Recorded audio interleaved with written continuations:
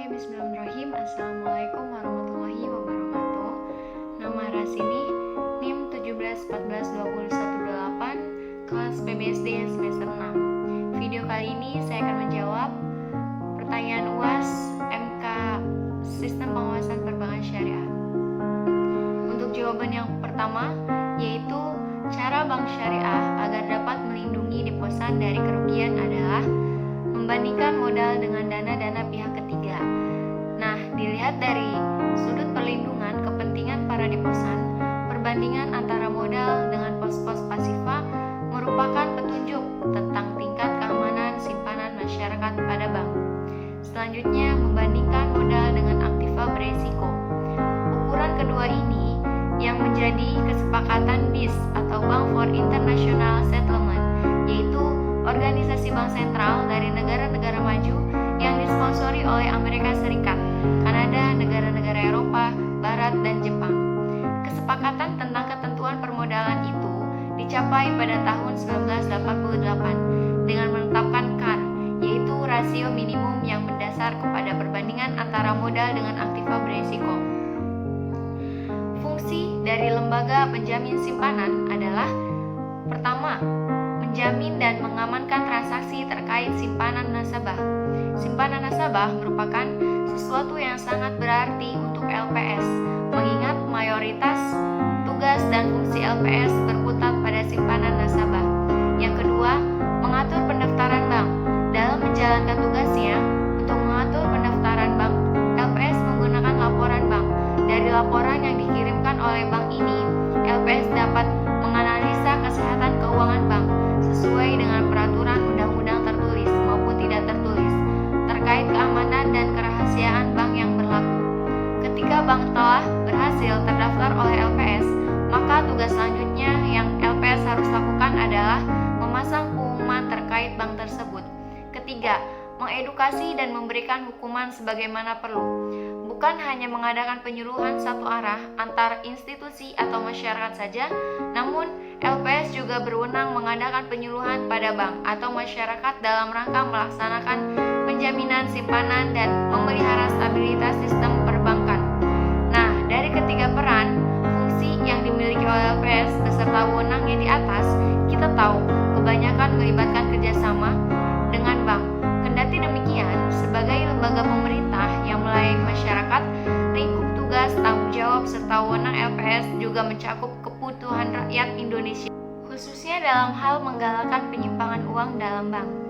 Untuk jawaban nomor 2, yaitu alternatif yang tersedia bagi bank syariah adalah baik produk penghimpun dana, penyaluran dana, maupun produk jasa bank syariah pada dasarnya didasarkan atas satu prinsip yang sangat mendasar dibandingkan dengan bank konvensional, yaitu tidak diperkenankannya bunga atau riba. Prinsip itulah yang telah menyelamatkan bank syariah dan nasabahnya dari imbas kelas moneter yang terjadi.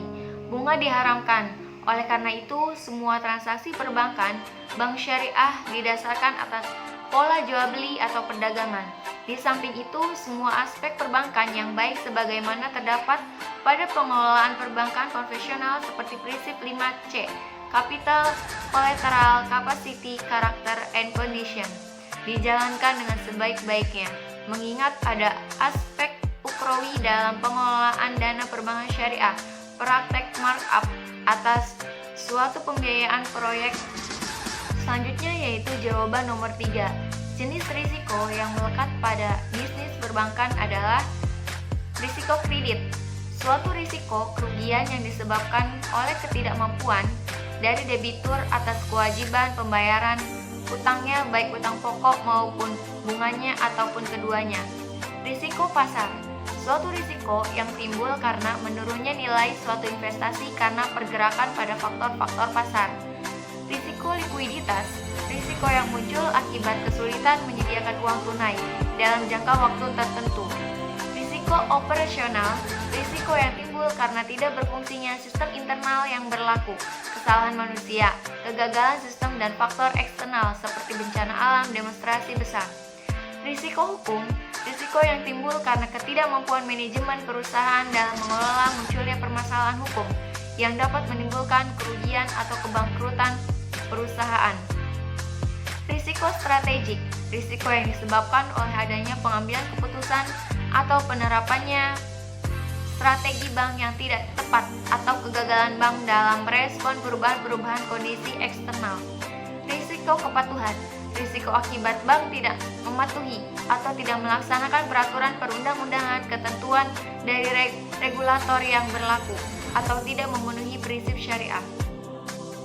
Risiko reputasi, risiko akibat menurunnya tingkat kepercayaan stakeholder yang bersumber dari persepsi negatif terhadap bank.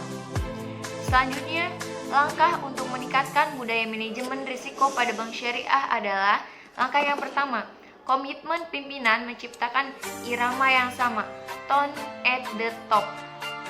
Sebelum penerapan budaya risiko diimplementasikan, harus ada komitmen bersama dari para pemimpin.